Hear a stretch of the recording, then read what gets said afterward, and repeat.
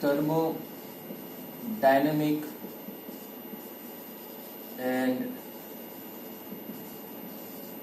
kinetic requirements of a reaction.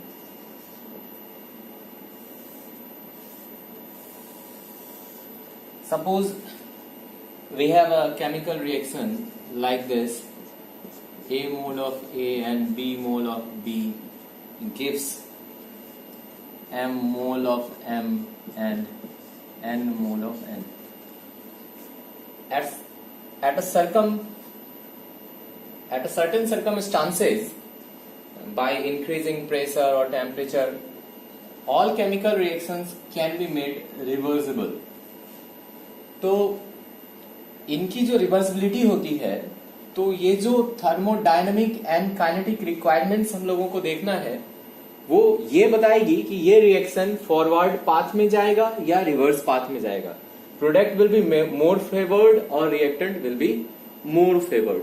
इसके अलावा कुछ ऐसे रिएक्शंस होते हैं जिसमें मोर देन वन प्रोडक्ट्स बनते हैं. हम लोग सभी कुछ जानते हैं, सभी कोई जानते हैं कि ऑर्गेनिक केमिस्ट्री में मोर देन वन प्रोडक्ट्स बनते हैं, product 1, product 2, product 3. But we are considering only major product. Whichever is the major product, we are considering that product as our product only. तो जो ये थर्मोडायनामिक और काइनेटिक रिक्वायरमेंट्स ऑफ रिएक्शंस हैं, ये हमें दो बातों की जानकारी देंगे. पहली बात ये कि ये जो रिएक्शन है ये फॉरवर्ड शिफ्टेड होगा या बैकवर्ड शिफ्टेड होगा, इक्विलिब्रियम किधर जाएगा, और किसी भी रिएक्शन में मेजर प्रोडक्ट हम लोग कैसे डिसाइड करेंगे. तो पहले अभी हम देखें कि इस रिएक्शन का केमिकल काइनेटिक जो इक्विलिब्रियम कांस्टेंट है, जो इक्विलिब्रियम कांस्टेंट है, ये concentration of M to concentration of N, concentration of A divided by concentration of B. If this reaction is shifted towards the product, not towards the reactants, the concentration of M and N, this factor should be greater than this factor, so K should be greater than 1. To proceed reaction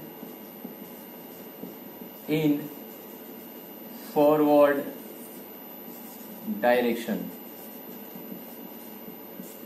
Obviously, this is forward path equilibrium constant.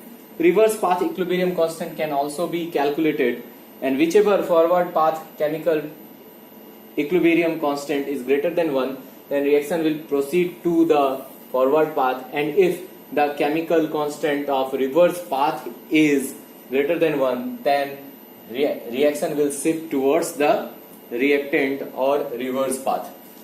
Reverse path is nothing but 1 by K, forward path. This is reverse path, this is forward path. So it is very easy to understand. So what we understood, that magnitude of K will give us which way reaction is going. Now K is related with a term called delta Z0. Delta Z0 is our standard free energy.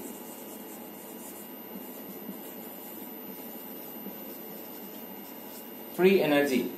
And delta Z0 is related to K by the formula minus RT ln K. So to proceed reaction in forward direction, K has a value greater than 1, and greater than 1 value will give us a negative value of delta Z here. So what outcomes here? To take place a reaction in forward path, delta G0 should be negative. Delta G0 should be negative.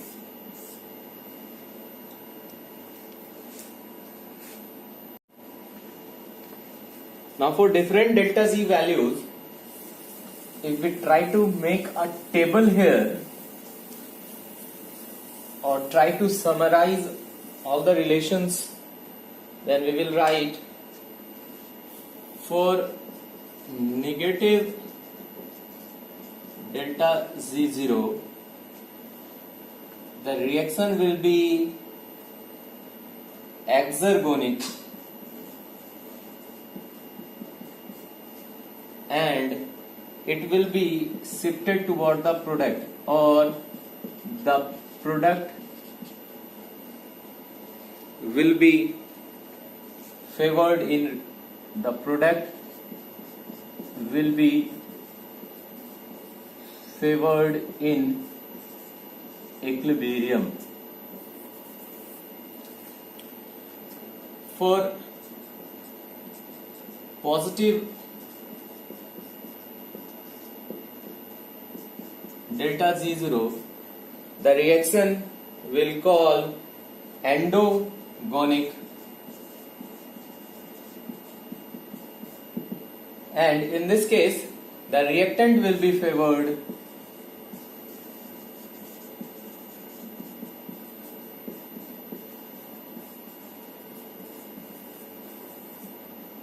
at equilibrium or in equilibrium.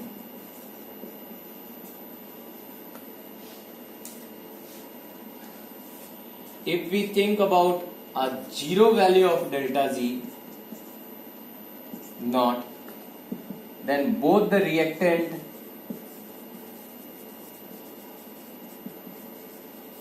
and product are equally poised.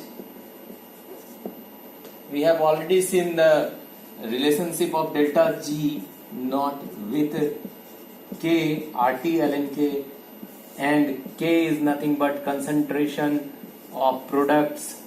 This is our products, and here some power like this, and concentration of reactant. So if value of K is 1, then only delta G will come 0.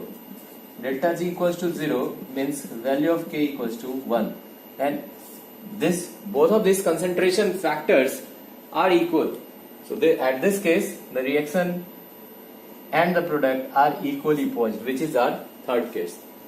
So this is the summary of delta Z, how it is related to the reaction conditions. Instead of different delta Z values, we can control the reaction to give favorable product.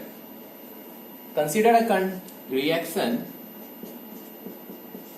of acetic acid with ethanol. So this reaction is in equilibrium to produce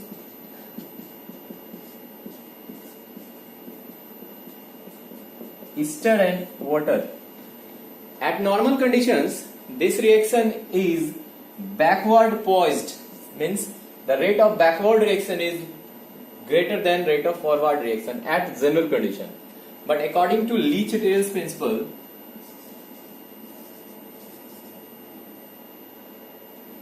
we can control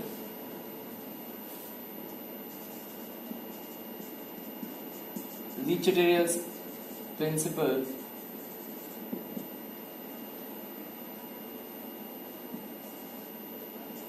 according to Le Chatelier's principle, we can control the equilibrium. We can control the position of equilibrium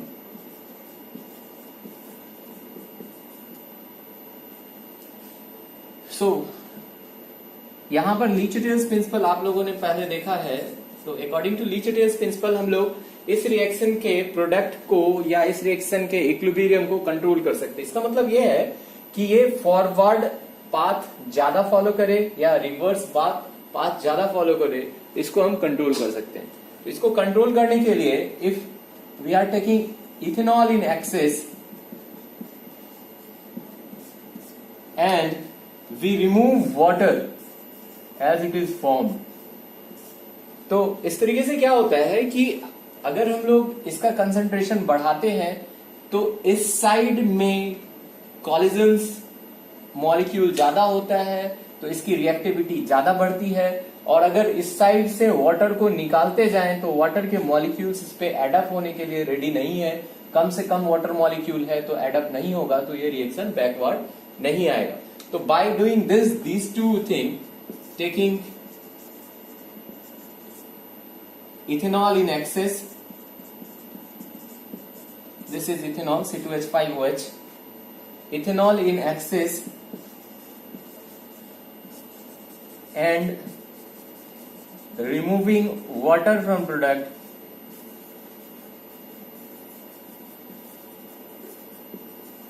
we can make stir up to 100%, means we can shift the reaction to the forward path up to 100%. तो ये clear है, ये stir है हमारा। इसके साथ ही एक और फैक्टर है जिसे हम लोग एंट्रोपी ऑफ रिएक्शन कहते हैं। अभी हम लोगों ने डेल्टा जी के पॉजिटिव होने या नेगेटिव होने से रिएक्शन पे क्या इफेक्ट पड़ता है उसको देखा है। अभी एक और रिलेशन है, delta G not is related with delta H not and entropy T into delta S zero, here standard enthalpy.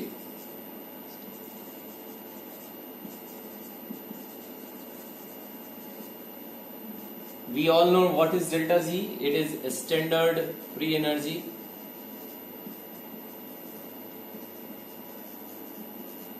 Delta H is standard enthalpy and delta S is standard entropy. ये सारे terms आपने chemical kinetics में देखा है। अगर आपने ये chapter नहीं पढ़ा है तो आप आगे देखेंगे। तो किसी भी रिएक्शन के डेल्टा जी के वैल्यू को अगर हम घटाएं, डेल्टा जी के वैल्यू को घटाएं तो ये रिएक्शन फॉरवर्ड पाथ की तरफ शिफ्ट करेगा।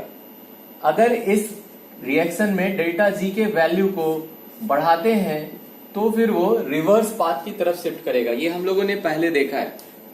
डेल्टा जी इज नेगेटिव, हम लोगों ने देखा है कि delta G zero is negative, then forward reaction is major one और फेवर्ड। ये हम लोगों ने देखा है। अब अगर हम एक ऐसे रिएक्शन की बात करें जहां पे in general at standard conditions delta G has a positive value, delta G has a positive value, लेकिन वहां पर एंट्रोपी जो है, ये एंट्रोपी का सिग्निफिकेंट रोल है। ये एंट्रोपी का सिग्निफिकेंट रोल तब और ज्यादा हो जाता है delta S zero becomes more significant at higher values of t. So t जितना ज्यादा होगा डेल्टा एस एंड टी का प्रोडक्ट उतना ज्यादा होगा और ये h को उतना सब्ट्रैक्ट करेगा। So if at standard conditions delta g is positive, by increasing, if delta G is positive at standard condition,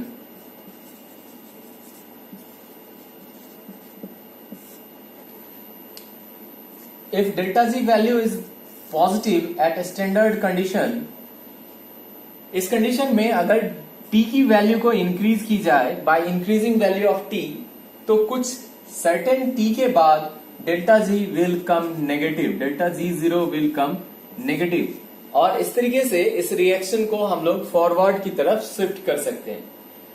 एक सिंपल सा फंडा है कि जहां पे रिएक्टेंट के मॉलिक्यूल्स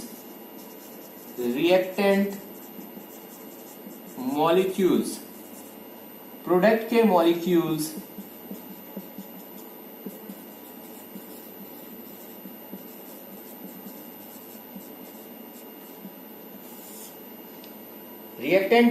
प्रोडक्ट के मॉलिक्यूल से कम है, वहां पे एंट्रोपी का वैल्यू ज्यादा होगा।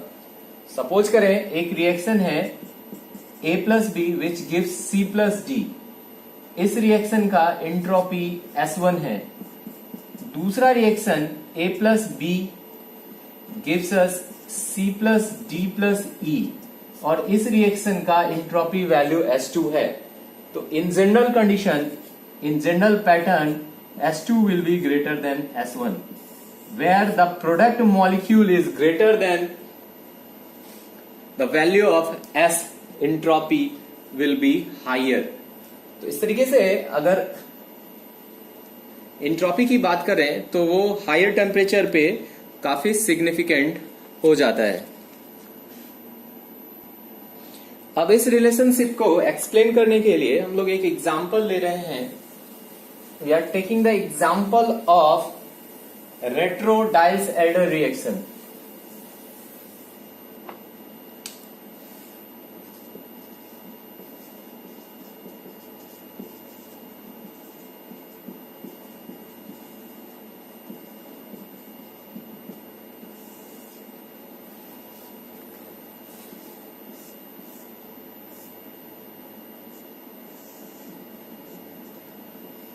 हमारे पास इस तरह से साइक्लोपेंटीन है। ये बॉन्ड खुलकर यहां जा रहा है, ये बॉन्ड टूटकर यहां जा रहा है, और ये बॉन्ड टूटकर यहां जा रहा है। इससे जो प्रोडक्ट्स बन रहे हैं वो ये प्रोडक्ट। तो this is a reaction at low temperatures.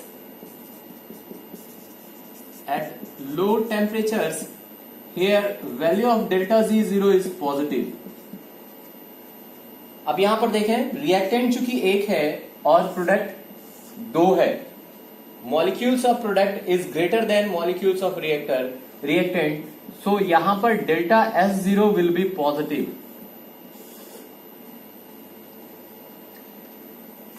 अब अगर हम इसी रिएक्शन में अगर हाई टेम्परेचर पे इसे कराएं तो यहां पर delta G0 value will come negative, जो हम लोगों ने पहले रिलेशन देखा है फ्री एनर्जी का एंट्रोपी से। इस रिलेशन के अकॉर्डिंग अगर टेम्परेचर हम बढ़ा रहे हैं तो ये रिएक्शन का डेल्टा G नेगेटिव हो जाएगा। तो हायर टेम्परेचर पे ये रिएक्शन प्रोसीड किया जा सकता है, रिएक्शन कैरिड आउट हो सकता है, लेकिन लोअर वैल्यू, लोअर टेम्परेचर पे ये रिएक्शन रिवर्सिबल हो जाएगा। तो ये लो टेम्परेचर और ये हाई टेम्परेचर।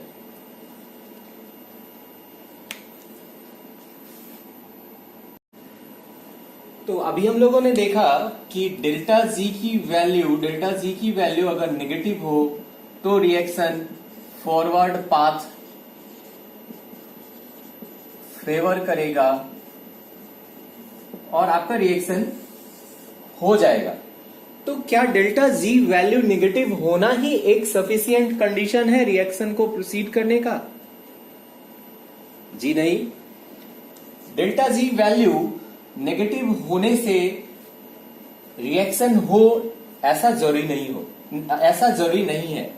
एक और पैरामीटर है, उसे कहते हैं हम एनर्जी ऑफ एक्टिवेशन। ये is called energy of activation. अब हमें ये समझना है कि एनर्जी ऑफ एक्टिवेशन क्या है। सपोज करें एक रिएक्शन है जिसमें ए बी रिएक्टेंट है वो सी डी रिएजेंट के साथ रिएक्शन करता है और फिर इधर कुछ प्रोडक्ट बनाता है, तो ये रिएक्शन प्रोसीड हो इसके लिए ए बी का बॉन्ड टूटना और सी और डी के बीच का बॉन्ड का टूटना जरूरी है। तो इस बॉन्ड को तोड़ने के लिए इन दोनों में आपस में कॉलिजन होंगे और इस सिस्टम के पास रिएक्टेंट रिएक्शन मिक्सचर के पास इस सिस्टम के पास इतनी एनर्जी होनी चाहिए जो एक्टिवेशन एनर्जी से ज्यादा हो, तभी ये रिएक्शन प्रोसीड कर सकता है। ये सिंपल सा एग्जांपल है, तो एक ग्राफ के थ्रू आप एनर्जी ऑफ एक्टिवेशन को समझ सकते हैं। ये एनर्जी है और यहां पर हम लिख रहे हैं प्रोग्रेस ऑफ रिएक्शन। अगर हम रिएक्टेंट से चलें तो इसकी एनर्जी बढ़ेगी। This reactant will absorb energy, ये एनर्जी सिस्टम से लेगा ताकि इसके बॉन्ड्स ब्रेक हो सके। अब अगर प्रोडक्ट इस तरीके से बनता है, A is combined with C and B is combined with D, just एक सपोज कर रहे हैं कि एक ऐसा एग्जांपल है, इस तरीके से बनता है, तो A और C के बीच जो बॉन्ड बनता है इससे और B और D के बीच जो बॉन्ड बन रहा है इससे एक एनर्जी रिलीज होती है। ये सिस्टम से बाहर एनर्जी आ रहा है, ये सिस्टम में एनर्जी जा रहा है। तो जब भी सिस्टम में यहां पर हमारा रिएक्टेंट है, जब भी सिस्टम में एनर्जी आएगा तो इसकी एनर्जी बढ़ेगी और एक मैक्सिमम पॉइंट तक एनर्जी बढ़ेगी, उसके बाद इसका बॉन्ड ब्रेक हो चुका होगा। इस पॉइंट तक इसका बॉन्ड ब्रेक हो चुका होगा और इस side product side bond make होना शुरू होगा। तो जैसे ही बॉन्ड मेक होना शुरू होगा तो सिस्टम से एनर्जी बाहर निकलने लगेगा। तो ये या तो इस प्रोफाइल के ऊपर या इस एनर्जी के ऊपर या इस एनर्जी के नीचे एडजस्ट करेगा, उसके अकॉर्डिंगली ये एक्सोथर्मिक या एंडोथर्मिक कहलाएगा। ये आगे देख लेंगे हम लोग। तो इस तरीके से अगर हम देखें तो कोई एक कंसीडर करते हैं, सपोज करें ये, तो ये हमारा प्रोडक्ट है। यहां पर हम देखें कि जो एनर्जी इस पॉइंट पर है और जो एनर्जी रिएक्टेंट की है, इस दोनों के बीच की जो एनर्जी है, इस एनर्जी गैप को हम एनर्जी ऑफ एक्टिवेशन कहते हैं। Energy of activation is the energy required to activate the reaction या energy required to happen the reaction. Reaction हो, रिएक्शन एग्जिस्ट करे, रिएक्शन प्रोसीड करे, इसके लिए इस एक्टिवेशन एनर्जी का होना सिस्टम के पास जरूरी है। तो इस तरफ से अगर देखें तो हम फॉरवर्ड पाथ का एनर्जी ऑफ एक्टिवेशन देख सकते हैं, इस तरीके से देखें तो हम रिवर्स पाथ का एक्टिवेशन ऑफ एनर्जी देख सकते हैं। So activation energy is very simple, very simple. इसे समझने के लिए एक एनालॉजी हम लेते हैं कि ये हमारे पास एक स्लैंट रोड है और नॉन मोटराइज्ड व्हीकल है हमारे पास, नॉन मोटराइज्ड। तो इसे हम क्या करते हैं कि इसे एनर्जी देते हैं, यहां से पुश करते हैं, पुश करते हैं, पुश करते हैं, पुश करते हैं, बिल्कुल पीक तक ले जाते हैं। फिर यहां से जब इसका स्लोप नीचे आता है तो यहां से जस्ट इसे हम छोड़ भी दें तो ये फिर आगे प्रोसीड कर जाता है। सिमिलर कंडीशन यहां पर है, यहां से एनर्जी इंक्रीज करना है तो जो फोर्स यहां दिया जा रहा है, इस फोर्स के फॉर्म में इसमें एनर्जी स्टोर हो रही है, यहां पर भी एनर्जी स्टोर हो रही है। अब जब एनर्जी रिलीज होने की बारी आई तो एनर्जी की एक्सटर्नल एनर्जी की रिक्वायरमेंट खत्म हो गई और ये खुद ब खुद आगे चला गया। तो इस तरीके से हम देख रहे हैं कि इनका बहुत इजी है समझना। रिएक्टेंट से एनर्जी, एक्टिवेशन ऑफ एनर्जी मिला और फिर एनर्जी रिलीज होकर प्रोडक्ट की ओर गया। तो जो ये बीच का पॉइंट है इसे हम लोग ट्रांजिशन स्टेट कहते हैं। TS is called transition state.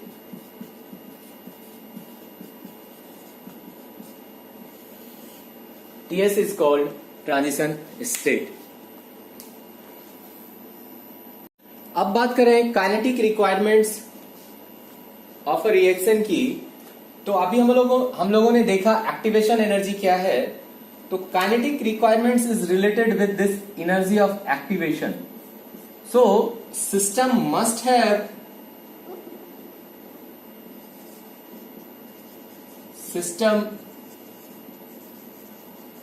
Have sufficient energy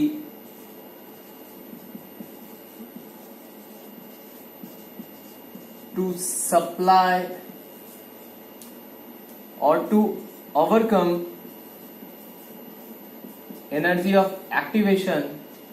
This is the kinetic requirement of a reaction. अगर सिस्टम के पास ये ओवरकम करने के लिए एनर्जी ना हो तो वो उस ट्रांजिशन स्टेट तक पहुंचेगा ही नहीं और रिएक्शन प्रोसीड करेगा ही नहीं. इस ट्रांजिशन स्टेट तक रिएक्शन पहुंचेगा ही नहीं और प्रोडक्ट की तरफ वो जाएगा ही नहीं. तो this is the second criteria.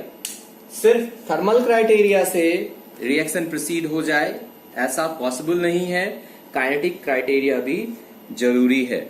अब हम देखें, अगर दोनों को कंपेयर करें, जो एनर्जी ऑफ एक्टिवेशन है this is related with the kinetics of the reaction and it will give the rate of reaction.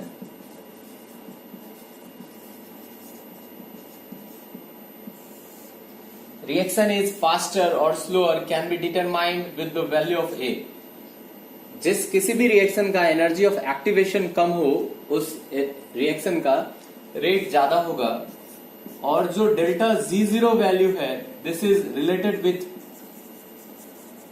Thermal and it is the stability. It is the stability of products. अगर मोर than one product बनते हैं तो thermally जो stable product होगा उसका delta G value ज्यादा below होगा. तो कभी कभी ऐसा कंडीशन होता है, इन जनरल तो प्रॉब्लम नहीं होता है हमें, जो प्रोडक्ट थर्मली स्टेबल हो वो प्रोडक्ट बनता भी फास्टर रेट से है, लेकिन कभी कभी ऐसा होता है कि ये दोनों आपस में कॉन्ट्राडिक्ट करते हैं.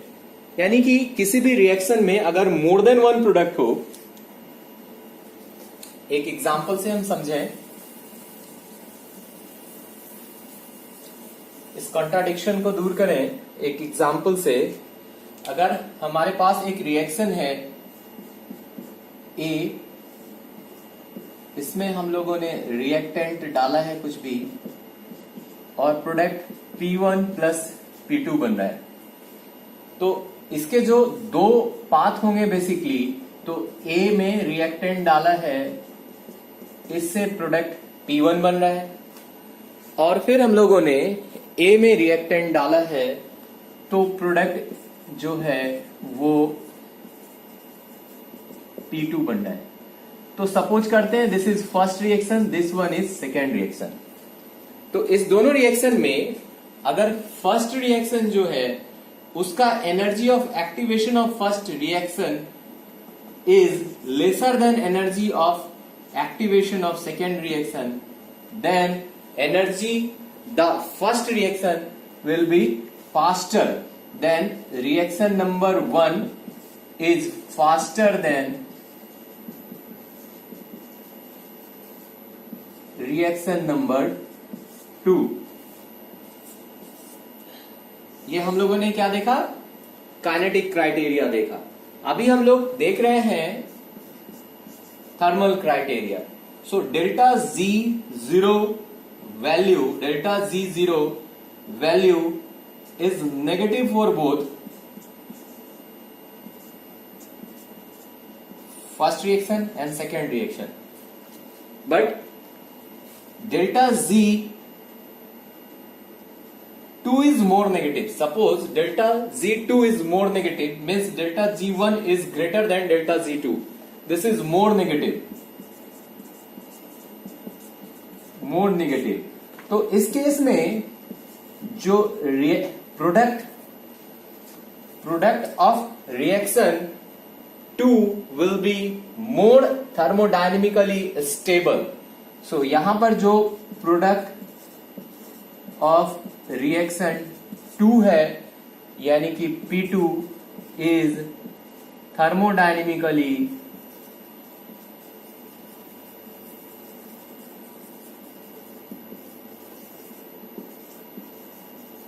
more stable and product of reaction 1 that is P1 is thermodynamically less stable. तो अब इस रिएक्शन में अगर हम देखें यहां पर, तो जो P1 बनने का रेट है वो फास्टर है। Reaction 1 will give you P1, reaction 2 will give you P2। So P1 is faster product and P2 is stable product, thermodynamically stable product. तो यहां पे बड़ा कंफ्यूजन हो जाता है कि which factor is going to decide कि react P1 is major product और P2 इज मेजर प्रोडक्ट। तो इस टाइप के प्रॉब्लम से निकलने के लिए सिर्फ हमें दो बातों को याद रखना है। बड़ा आसानी से इसे हम समझ सकते हैं और याद रख सकते हैं। मैं अभी इसे रब कर रहा हूं, आप इसे नोट करिए अच्छे से, पॉज करिए वीडियो और अच्छे से नोट करिए।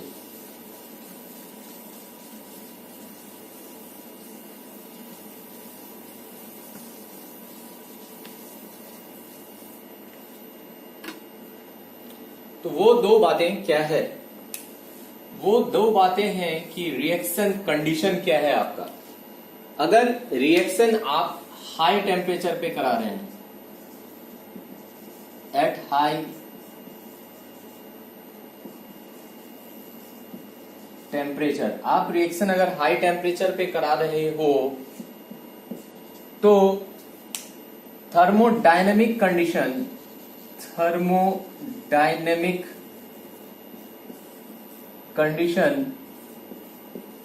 will control reaction, will control product। In fact reaction control करेगा तो उससे प्रोडक्ट क्या बनेगा उसे भी वो कंट्रोल करेगा। बट एट लोअर टेम्परेचर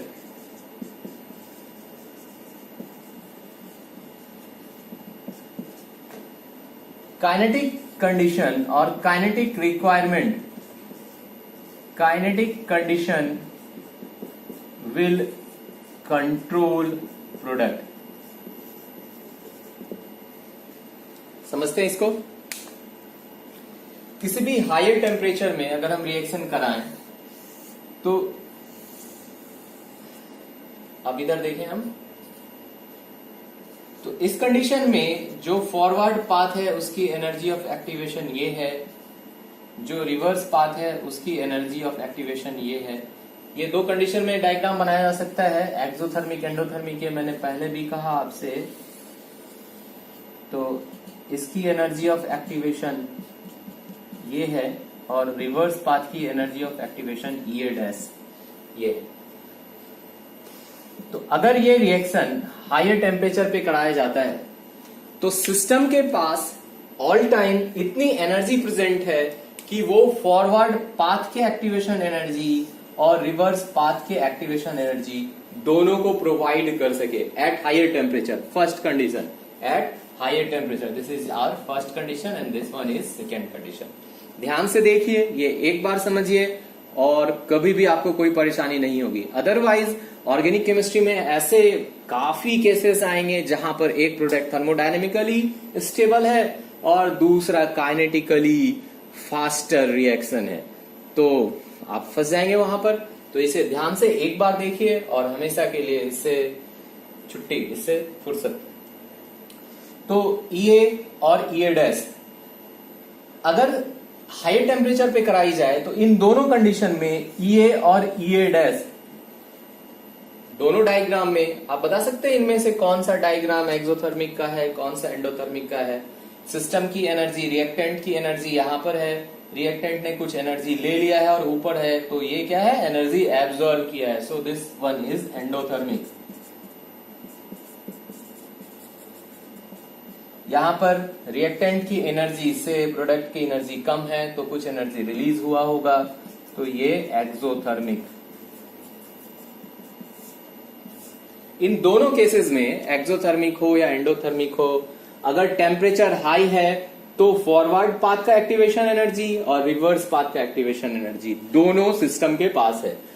इस कंडीशन में भी फॉरवर्ड पाथ का और रिवर्स पाथ का एक्टिवेशन एनर्जी दोनों सिस्टम के पास है। तो जनरली इस कंडीशन में जो फर्स्ट कंडीशन है, इस कंडीशन में रिएक्शन रिवर्सिबल होता है। इस कंडीशन में रिएक्शन इज रिवर्सिबल। काफी इजी है देखना, दोनों साइड से उसे एक्टिवेशन एनर्जी मिल रहा है तो रिएक्शन दोनों साइड से प्रोसीड करेगा। अब बात होती है कि जब दोनों साइड से रिएक्शन प्रोसीड होता है, रिएक्टेंट से प्रोडक्ट और प्रोडक्ट से रिएक्टेंट, तो थर्मोडायनेमिकली इस रिएक्शन में जो स्टेबल होगा, जो ज्यादा स्टेबल होगा थर्मोडायनेमिकली, वही हमारा प्रोडक्ट बनेगा। समझ में आ रहा है बात? Very easy. तो एट हायर टेम्परेचर, क्योंकि ये रिवर्सिबल है, अब ये स्टेबल है। सपोज करते हैं फर्स्ट कंडीशन जो हम लोगों ने उस साइड लिखा था कि ये एक में ए में रिएक्टेंट मिला है हम लोगों ने, तो P1 और P2 दो प्रोडक्ट मिला है, तो एट हायर टेम्परेचर ये रिएक्शन रिवर्सिबल हो जाएगा। तो रिवर्सिबल होने का मतलब ये अगर P1 जो है वो थर्मोडायनेमिकली स्टेबल है और P2 जो है वो काइनेटिकली फास्ट है, अगर ऐसा हम सपोज करते हैं। अभी पीछे क्या था एग्जांपल, वो आप देखिए, पीछे से रिलेशन मत करिएगा। ये स्टेबल है और ये फास्टर प्रोडक्ट है, तो अगर ये रिवर्सिबल रिएक्शन है तो जो प्रोडक्ट स्टेबल है उसका रिएक्शन स्लो हो जाएगा, तो प्रोडक्ट फिर इधर बढ़ता जाएगा और इसका जो है वो क्वांटिटी ज्यादा बनेगा, तो इस समय ये मेजर प्रोडक्ट हो जाएगा। सो थर्मोडायनेमिकली जो स्टेबल होगा वही मेजर प्रोडक्ट होगा at higher temperature. What is written here? Thermodynamic condition will control the reaction. इसका मतलब है कि which one the major product will be, the major product will be thermodynamically stable product. आप second case में आते हैं, eight lower temperature. अगर ये लोअर टेम्परेचर है और किसी भी कारण से फॉरवर्ड एक्टिवेशन एनर्जी हम लोगों ने रिएक्शन को दे रखा है, जैसे इस केस में बात करते हैं, एक्सोथर्मिक के केस में बात करें, तो यहां पे जो फॉरवर्ड एक्टिवेशन एनर्जी है वो लोअर है रिवर्स एक्टिवेशन एनर्जी के। देख लीजिए आप, ये EA is lesser then EA dash. तो अगर फॉरवर्ड एक्टिवेशन एनर्जी सिस्टम के पास है और रिवर्स एक्टिवेशन एनर्जी सिस्टम के पास नहीं है, एनर्जी उतनी सफिशियंट नहीं है कि वो रिवर्स हो सके क्योंकि टेम्परेचर लो है, तो इस टाइप के रिएक्शन जो होंगे वो इरिवर्सिबल या नॉन रिवर्सिबल रिएक्शन होंगे। इस टाइप के रिएक्शन जो है, मैं यहां पर इसे हटा दे रहा हूं। डायग्राम आप लोगों ने बना लिया होगा वीडियो पॉज करके, नहीं किया है तो अभी बैक करके बना लो। तो जो इस टाइप के रिएक्शंस होंगे वो क्या होंगे? नॉन रिवर्सिबल, और इसे हम क्या बोलते हैं? Irreversible reactions.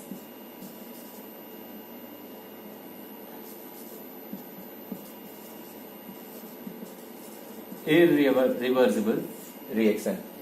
अब इसी कंडीशन में आए तो eight lower temperature this reaction will B irreversible. तो इरिवर्सिबल होने का मतलब है कि A से P1 बनने का और A से P2 बनने का, इसका रेट ज्यादा है, P2 बनने का रेट ज्यादा है। तो ऑब्वियसली है, चूंकि ये ना तो इधर रिवर्स हो रहा है ना तो ये रिवर्स हो रहा है, तो P2 is our major product. तो इस कंडीशन में क्या हो जाएगा हमारा? Kinetic condition will control product at lower temperature, kinetic condition will control product, और जिसकी एक्टिवेशन एनर्जी, जिस रिएक्शन की एक्टिवेशन एनर्जी लोअर होगी या जो रिएक्शन फास्टर होगा उसका जो प्रोडक्ट होगा वो मेजर प्रोडक्ट होगा। Very easy to remember, very easy to understand. आप एक बार समझ लीजिए, आपको याद नहीं रखना पड़ेगा। अब एक नया टॉपिक देखते हैं, ट्रांजिशन स्टेट थ्योरी। पहले ट्रांजिशन स्टेट क्या है वो हम लोग समझते हैं। तो किसी भी रिएक्शन में रिएक्टेंट रिएजेंट से रिएक्शन करता है और प्रोडक्ट बनाता है। इस केस में जो हम लोगों ने एक अभी इससे पहले एक एनर्जी डायग्राम देखा है, अगर नहीं देखा है तो यहाँ फिर से हम देख सकते हैं कि रिएक्टेंट को एनर्जी मिलता गया, इसकी एनर्जी यहाँ पर हम लोग एनर्जी रखें और यहाँ पे प्रोग्रेस ऑफ रिएक्शन,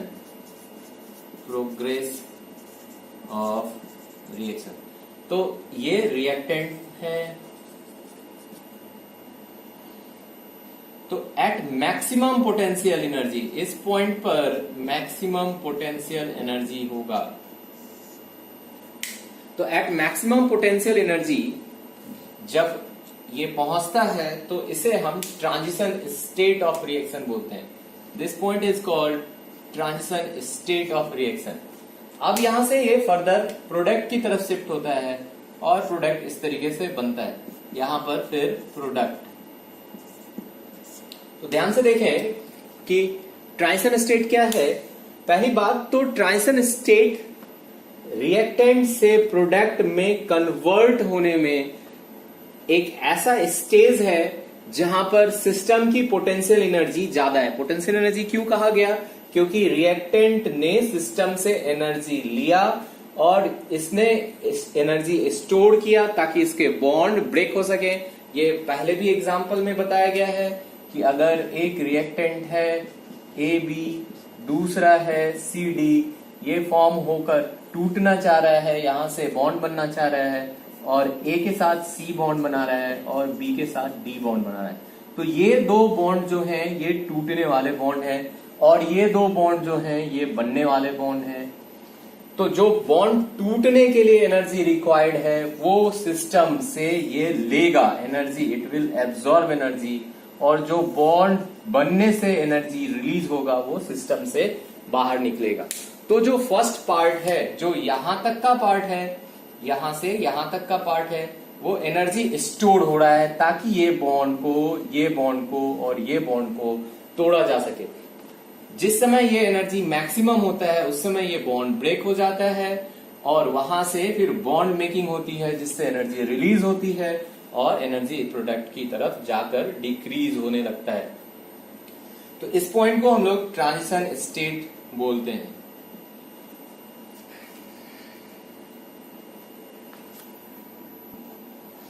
ये जो ट्रांजिशन स्टेट है ये काफी शॉर्ट लिव्ड होता है। ट्रांजिशन स्टेट पोजीशन जो है ये काफी शॉर्ट लिव्ड होता है और फिजिकली ये एग्जिस्ट नहीं करता है, काफी कम समय के लिए होता है, तो आप उसे रिकॉग्नाइज नहीं कर सकते हैं। तो ये ऑलमोस्ट नॉट एग्जिस्ट नहीं करता है, तुरंत कन्वर्ट हो जाता है, बहुत तुरंत कन्वर्ट हो जाता है और किसी भी केमिकल टेस्ट या किसी भी और मेथड से वी कैन नॉट रिकॉग्नाइज कि सिस्टम का ट्रांजिशन स्टेट पहुंच गया है, जो सिस्टम है वो ट्रांजिशन स्टेट लेवल तक पहुंच गया है। तो ट्रांजिशन स्टेट थ्योरी में अब हम लोग आगे देखेंगे कि बेसिकली हमारे पास, मैं इसे रब कर रहा हूं, आप कॉपी कर लें पॉज करके। बेसिकली हमारे पास दो टाइप के रिएक्शंस होते हैं, एक सिंगल स्टेप रिएक्शन, दूसरा मल्टी स्टेप रिएक्शन। तो single step reactions are called concerted reaction and multi step reaction are called non concerted reaction. So हमारे पास दो टाइप के रिएक्शंस हैं। First is concerted reaction, second one is non concerted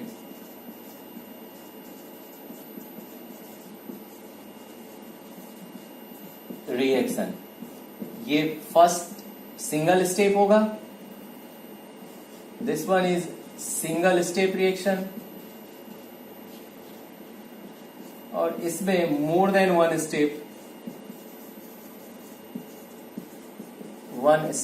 होंगे।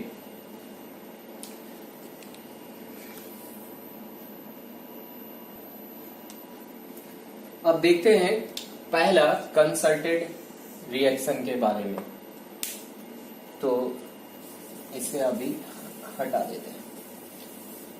तो जो concerted reaction है इसमें रिएक्शन कुछ इस तरीके से होगा,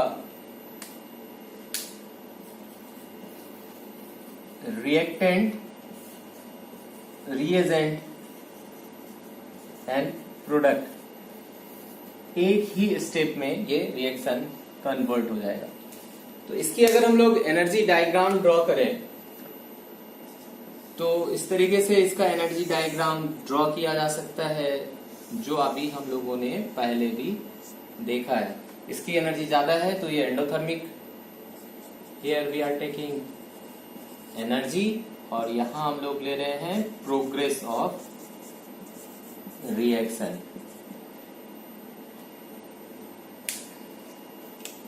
तो ये फॉरवर्ड पाथ की जो एक्टिवेशन एनर्जी है वो ये है, और रिवर्स पाथ की जो एक्टिवेशन एनर्जी है वो ये डैश है।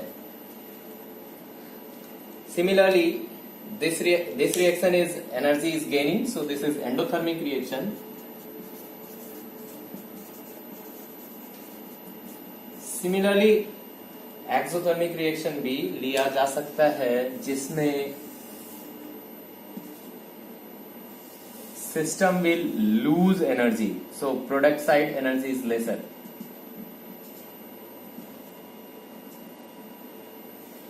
ये प्रोग्रेस ऑफ रिएक्शन है, यहां पर लिखा हुआ है, PR शॉर्ट में लिख दिया है, और ये एनर्जी ऑफ रिएक्शन है। तो इस केस में भी जो फॉरवर्ड पाथ का एक्टिवेशन एनर्जी है वो ये है, और सेकेंड पार्ट का जो एक्टिवेशन एनर्जी है वो ये है रिवर्स पाथ। तो इस कंसर्टेड रिएक्शन के यहां पर जो पीक पर है, जो मैक्सिमम पोटेंशियल एनर्जी है, वो ट्रांजिशन स्टेट है। तो इस डायग्राम को अगर हम देखें तो इस रिएक्शन में, जो कि सिंगल स्टेप रिएक्शन है, इस रिएक्शन में सिर्फ एक ट्रांजिशन स्टेट होता है। ये सिंगल स्टेप रिएक्शन में number of step equals to 1, number of steps equals to 1, and number of transition state is also equals to 1। और इसमें कोई इंटरमीडिएट नहीं होता है, रिएक्शन इंटरमीडिएट्स नहीं होता है। अभी रिएक्शन इंटरमीडिएट्स के बारे में पढ़ेंगे, थोड़ा सा वेट कर लें। Reaction intermediates 0, number of reaction intermediates is 0। तो इस तरीके से हमारे पास इसका डायग्राम है। तो ये जो रिएक्शन है ये प्रोसीड हो, ये रिएक्शन प्रोसीड हो, इसके लिए हमारे पास क्या कंडीशन हो सकता है? Delta G will be negative. किसी भी रिएक्शन के प्रोसीड होने के लिए दो कंडीशन है, डेल्टा जी इज नेगेटिव और energy of activation is lower, lower value of energy of activation. तो अगर हम बात करें यहां पर फॉरवर्ड पाथ और रिवर्स पाथ को अगर कंपेयर करें इसमें या इसमें, तो फॉरवर्ड पाथ की अगर delta G value more negative होगी और फॉरवर्ड पाथ का एनर्जी ऑफ एक्टिवेशन ज्यादा लोअर होगा तो रिएक्शन फॉरवर्ड डायरेक्शन में जाएगा। लेकिन अगर रिवर्स पाथ का delta G value more negative हो फॉरवर्ड पाथ से और उसकी एनर्जी ऑफ एक्टिवेशन भी ज्यादा कम हो फॉरवर्ड पाथ के कंपैरिजन में, तो इस कंडीशन में बैकवर्ड रिएक्शन जाएगा। यहां पर हम देख सकते हैं कि इसका EA dash is lesser then EA और इस कंडीशन में EA dash is greater then EA। तो ये बता सकते हैं कि इस रिएक्शन में EA डैश क्या बता रहा है? इसमें EA डैश और इसमें EA डैश का डाटा से क्या पता चल रहा है? EA is greater than EA dash. Here EA is lesser than EA dash. So EA is related to what?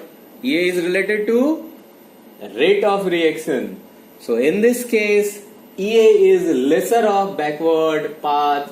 So backward reaction will be faster than forward reaction. And in this case forward EA is lesser than backward EA. So forward reaction will be faster than backward reaction. So this energy diagram tells us which side of reaction is faster and which side of reaction is slower. लेकिन यहां से stability का पता नहीं चलता है। Stability का पता हमें डेल्टा जी के वैल्यू से चलेगा। फॉरवर्ड पाथ की जी डेल्टा जी वैल्यू अगर ज्यादा नेगेटिव है या नेगेटिव है और रिवर्स पाथ की पॉजिटिव है तो फॉरवर्ड पाथ से जो प्रोडक्ट बनता है वो ज्यादा स्टेबल होगा, रिवर्स पाथ का प्रोडक्ट लेस स्टेबल या अनस्टेबल होगा। अब हम लोग नॉन कंसर्टेड रिएक्शन के बारे में देख लें। तो इसे मैं हटा दूं। तो नॉन कंसर्टेड रिएक्शंस कौन सा रिएक्शन होता है जिसमें मोर देन वन स्टेप्स होते हैं।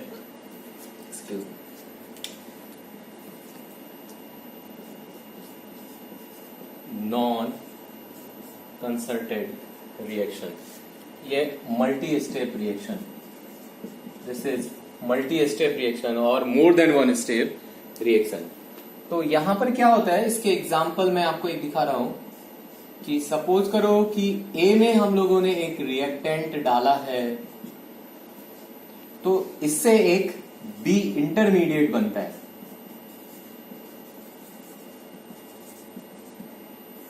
रिएक्शन इंटरमीडिएट्स के बारे में हम लोग पढ़ेंगे। रिएक्शन इंटरमीडिएट्स बहुत टाइप के होते हैं, कार्बोकेटाइन होते हैं, कार्बेनाइन होते हैं, कार्बीन होते हैं, नाइट्रीन होते हैं। इसके अलावा भी जो भी हैं वो हम लोग आगे देखेंगे, लेकिन अभी आप सिर्फ समझें कि ये इंटरमीडिएट होता है। इंटरमीडिएट भी शॉर्ट लिव्ड होता है, लेकिन ट्रांजिशन स्टेट के कंपैरिजन में इंटरमीडिएट थोड़ा ज्यादा समय के लिए रहता है, जिसके वजह से रिएक्शन मिक्सचर में इंटरमीडिएट का केमिकल टेस्ट पॉसिबल है और सम टाइम हम इंटरमीडिएट को रिएक्शन मिक्सचर से आइसोलेट भी कर पाते हैं। तो इसका टाइम टू लीव जो है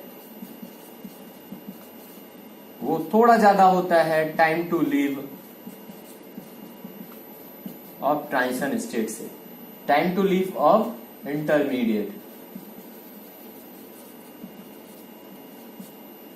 is higher than time to leave of transition state. TS is transition state.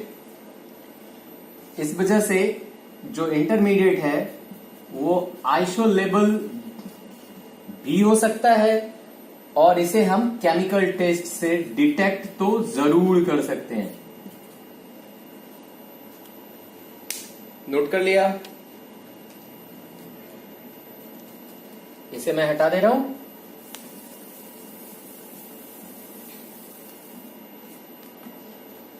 तो ये एक इंटरमीडिएट बना और इंटरमीडिएट फिर रिएक्शन प्रोसीजर को आगे बढ़ाकर ये आपका प्रोडक्ट बना सी। तो इसका एनर्जी डायग्राम कैसे होगा? ये कौन सा स्टेप है? ये दो स्टेप रिएक्शन है, दो स्टेप में हो रहा है। एक इंटरमीडिएट बन रहा है, ए से बी बन रहा है, बी से सी बन रहा है। तो ये टू स्टेप रिएक्शन हुआ आपका। इसका एनर्जी डायग्राम हम लोग देखेंगे। तो एनर्जी डायग्राम में हमें पता है कि इधर प्रोग्रेस ऑफ रिएक्शन रखते हैं, PR is progress of reaction, और यहाँ पे हम लोग एनर्जी रखते हैं। ये ए हमारा रिएक्टेंट है, रिएक्टेंट गया ट्रांजिशन स्टेट में बॉन्ड ब्रेकिंग के लिए जो एनर्जी चाहिए, एनर्जी ऑफ एक्टिवेशन, उस लेवल तक गया। उसके बाद थोड़ा सा इसकी एनर्जी डाउन हो रही है। डाउन क्यों हो रही है? क्योंकि ये इंटरमीडिएट फॉर्म कर रहा है। तो ये आपका इंटरमीडिएट हुआ। अब फर्दर इंटरमीडिएट, चूंकि ये कम समय के लिए रहता है और इसकी भी एनर्जी हायर ही होती है in comparison to reactant and product, तो ये फिर से इसी सिस्टम में से जो एनर्जी रिलीज हो रहा है उसी को लेता है और फर्दर ये एक मैक्सिमम एनर्जी लेवल तक जाता है, जिसे हम ट्रांजिशन स्टेट 2 बोलते हैं, TS1 और TS2। अब ये फर्दर यहां से फाइनली प्रोडक्ट की ओर जाता है। तो I is intermediate, TS is transition state. ध्यान से देखिए, वेरी इजी टू अंडरस्टैंड। और इससे एनर्जी डायग्राम से रिलेटेड बहुत सारे प्रॉब्लम्स आपको आएंगे। आप इसको अच्छे से समझे रहेंगे तो बहुत सारा प्रॉब्लम आप इजीली सॉल्व कर सकते हैं।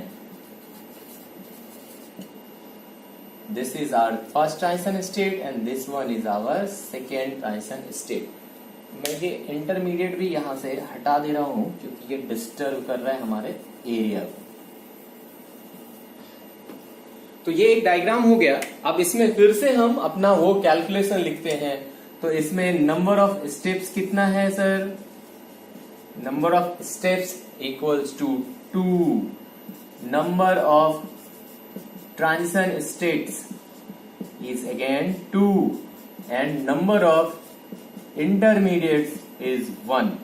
तो जो पहले देखा था और जो यहां देखा उससे एक फॉर्मूला निकल कर आती है कि नंबर ऑफ स्टेप्स को अगर हम S लिखें, ट्रांजिशन स्टेट को T लिखें और इंटरमीडिएट को I लिखें, तो जो I है वो S-1 होता है, जितने भी स्टेप्स हैं उससे एक कम होता है, या फिर ट्रांजिशन स्टेट जितने हैं उससे एक कम होता है, और नंबर ऑफ स्टेप्स और नंबर ऑफ ट्रांजिशन स्टेट्स आपस में इक्वल है। तो ये जल्दी से आप क्विक फिक्स में एक अगर आपको सॉल्यूशन निकालना हो कि कितने नंबर ऑफ स्टेट हैं, ट्रांजिशन स्टेट हैं और कितने नंबर ऑफ इंटरमीडिएट्स हैं, तो आप सिंपली ऐसे देखेंगे और तुरंत से आंसर दे देंगे इस फॉर्मूला के तहत। तो ये हमारा एक एनर्जी डायग्राम है नॉन कंसल्टेड रिएक्शन का, जिसमें हम लोगों ने 2 स्टेप का रिएक्शन लिया है। मैं अभी आपको 3 स्टेप के रिएक्शंस में दिखाऊंगा। अगर आप 2 बना लिए हो तो आप 3 भी बना लोगे, 3 बना लोगे, 4 भी बना लोगे, किसी भी n नंबर ऑफ स्टेप्स के रिएक्शंस को बना सकते हो। तो आप इसे कॉपी कर लें, मैं इसी में एडिट करूंगा। तो यहां पर जो है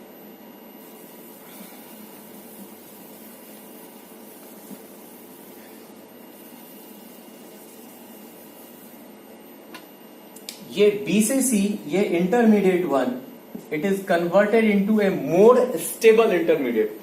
The intermediate 1 is converted to a second intermediate which is more stable than intermediate 1. तभी ये conversion possible होगा। और फाइनल यहां से D जो है वो प्रोडक्ट बनेगा। तो अब आप यहां देखें, ये A रिएक्टेंट है, C is your first intermediate I1। इससे भी एक स्टेबल होना है तो नीचे आना है, ये ध्यान रखना है, एनर्जी लोअर जाना है स्टेबल के लिए। ये I2 बना और ये आपका, ये तो B था हमारा फर्स्ट इंटरमीडिएट, ये सेकेंड इंटरमीडिएट C हो गया। अब इससे भी स्टेबल हमारा प्रोडक्ट बनेगा। तो ये रिएक्टेंट है और ये प्रोडक्ट है। तो इसमें 3 ट्रांजिशन स्टेट्स हो जाएंगे। जो 3 एनर्जी मैक्सिमा हैं वो 3 ट्रांजिशन स्टेट्स होंगे, TS3। फिर उस फॉर्मूले पे आप रखिए, तो number of steps equals to 3, number of transition state is 3 equals to the steps, and number of intermediate is 1 lesser than transition state और number of step that is 2।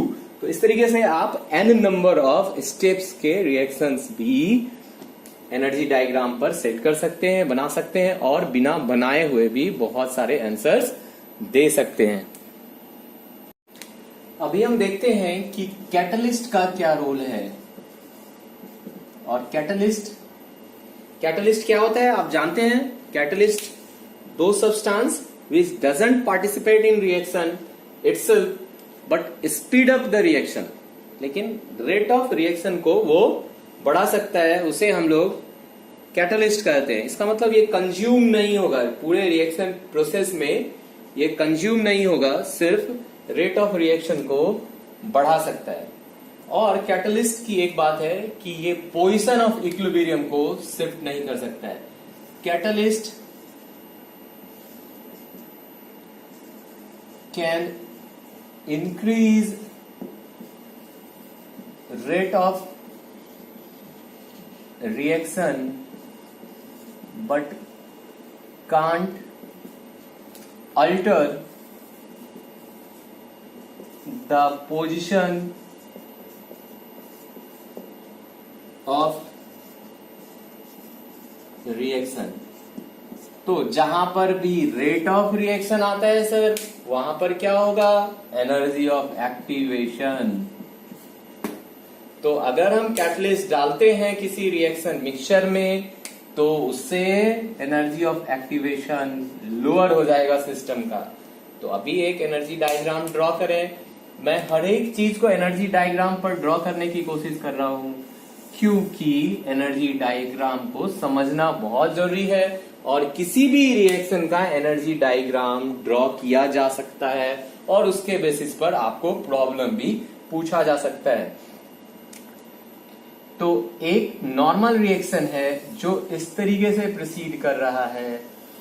तो अगर इसी रिएक्शन में हम कैटलिस्ट डालें, तो रिएक्शन कैसा होगा? Just guess. रिएक्शन कुछ इस तरीके से होगा। Position of equilibrium will not alter but energy of activation will lesser. So this is your energy of activation without catalyst, EA, and this one is EA dash, energy of activation with catalyst. Very easy to understand, sir. ये diagram है, इसमें यहाँ energy और ये reaction progress या progress of reaction, आप जो भी लिखें। तो कंक्लूजन क्या है? Catalyst can increase the rate of reaction by decreasing energy of activation but can't alter the position of reaction. It can't alter the value of delta G0।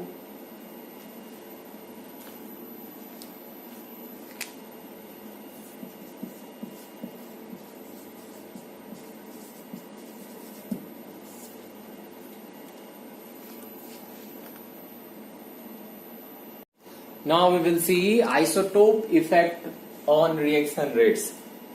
अगर किसी भी रिएक्शन में एक ओरिजिनल मॉलिक्यूल के बदले कोई दूसरा मॉलिक्यूल लिया जाए जिसमें उसके किसी एक एटम को उसके दूसरे आइसोटोप से सब्स्टिट्यूट किया जाए, तो बेसिकली ये रिएक्शन के केमिकल बिहेवियर को चेंज नहीं करता है, लेकिन रेट ऑफ रिएक्शन को चेंज करता है।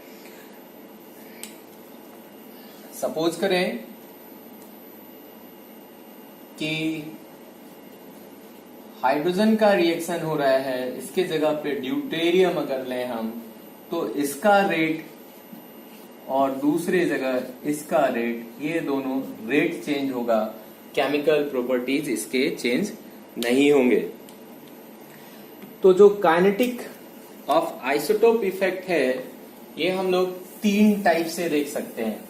आप देखें रिएक्शन रेट को ये किस तरीके से इफेक्ट डालता है। तो देखते हैं काइनेटिक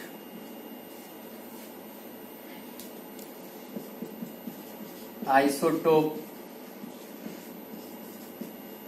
इफेक्ट। तो first is are primary kinetic isotope effect.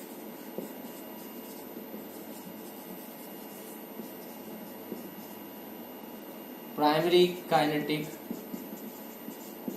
isotope effect. Second will be secondary kinetic isotope effect and third will be solvent isotope effect.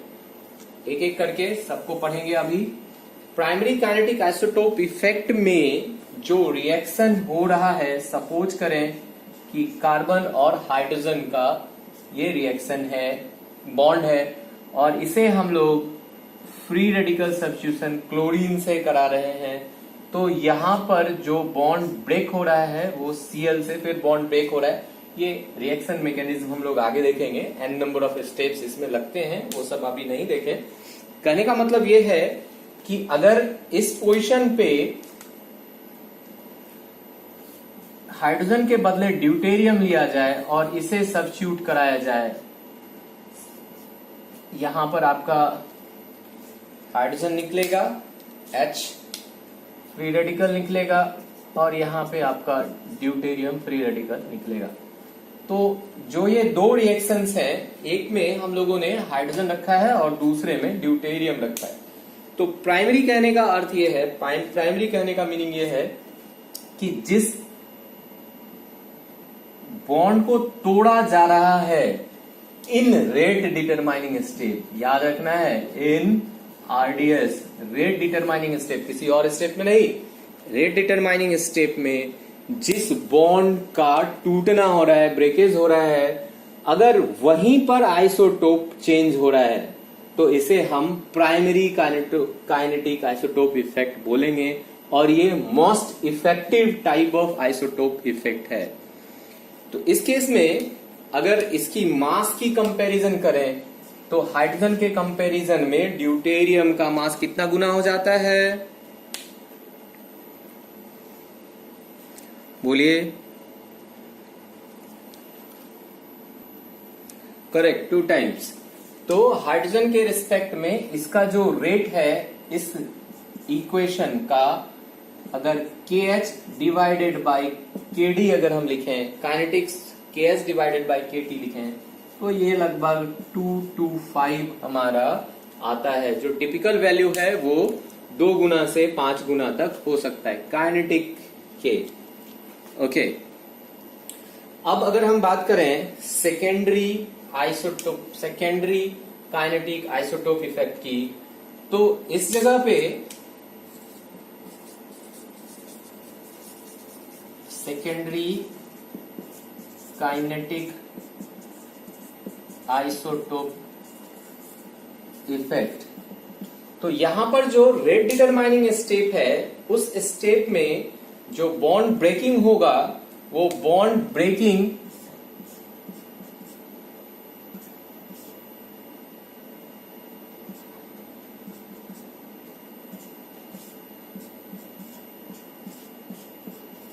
अगर इस स्टेज पर इस कार्बन का हो रहा है रेट डिटरमाइनिंग स्टेप में, याद रखना है रेट डिटरमाइनिंग स्टेप में ये बॉन्ड ब्रेक हो रहा है और ये Cl से सब्स्टिट्यूट हो रहा है, Cl से सब्स्टिट्यूट हो रहा है, यहाँ पर Cl से सब्स्टिट्यूट हो रहा है, प्री रेडिकल सब्स्टिट्यूशन होगा। यहाँ पर एक एग्जाम्पल है, ऐसा कोई भी एग्जाम्पल हम यूज कर सकते हैं। तो यहाँ पर हाइड्रोजन के बदले जो ड्यूटेरियम यूज किया गया है ये प्राइमरी बॉन्ड पे ना होके सेकेंडरी बॉन्ड पे है, सेकेंडरी पोजिशन पे है। तो इस केस में जो रेट होता है, रेट ऑफ रिएक्शन, वो उतना ज्यादा इन्फ्लुएंस नहीं होता है जितना कि प्राइमरी के केस में होता है। और यहां पर KH बाई KD का जो टिपिकल वैल्यू है वो 0.87 to 1.26 है। क्लियर है? प्राइमरी काइनेटिक आइसोटोप इफेक्ट जिसमें रेट डिटरमाइनिंग स्टेप में जिस पोजीशन में बॉन्ड, जिस बॉन्ड पे टूट रहा है जो बॉन्ड, उसी बॉन्ड का एक आइसोटोप चेंज हो रहा है। सेकेंडरी काइनेटिक आइसोटोप इफेक्ट जहां पर बॉन्ड टूट रहा है इन रेट डिटरमाइनिंग स्टेप, आपको याद रखना है RDS is most important thing, दूसरे जगह पे नहीं। इन RDS रेट डिटरमाइनिंग स्टेप क्या होता है वो अभी थोड़ी देर में मैं बता देता हूं आपको, हालांकि इसे आगे भी पढ़ेंगे। तो रेट डिटरमाइनिंग स्टेप में बॉन्ड ये ब्रेक हो रहा है लेकिन यहां पर आइसोटोप चेंज किया गया है, तो इस टाइप के इफेक्ट को हम लोग सेकेंडरी आइसोटोप इफेक्ट कहते हैं। Third one is are solvent isotope effect. इसमें क्या है कि जो सॉल्वेंट यूज किया जा रहा है रिएक्शन मिक्सचर के साथ, उस सॉल्वेंट में एक एटम को, उस सॉल्वेंट मॉलिक्यूल में से एक एटम को उसके आइसोटोप से सब्स्टिट्यूट करते हैं। For example, water is used at solvent and instead of water we can use deuterium as solvent. Also alcohol is used at solvent and instead of hydrogen alcohol we can take deuterium alcohol CH3OD। तो इस case में क्या होता है कि जो rate of reaction पे effect होता है उसे हम लोग बोलते हैं solvent isotope effect. This is called solvent isotope effect.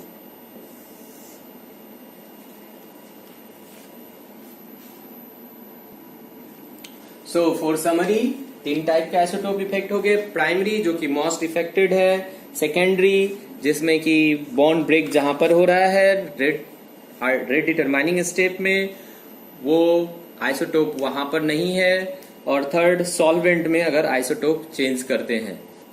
अगर आपको ये लेक्चर समझ में आया हो या ना आया हो तो आप कमेंट सेक्शन में मुझे लिख सकते हैं और मैं इसे और इम्प्रूव करने की कोशिश करूंगा। अगर कोई कंटेंट स्पेसिफिकली आप चाहते हैं तो भी आप कमेंट सेक्शन में लिख सकते हैं। चलिए, very very thank you for watching. आप अच्छे से सीखें, यही मेरा उद्देश्य है।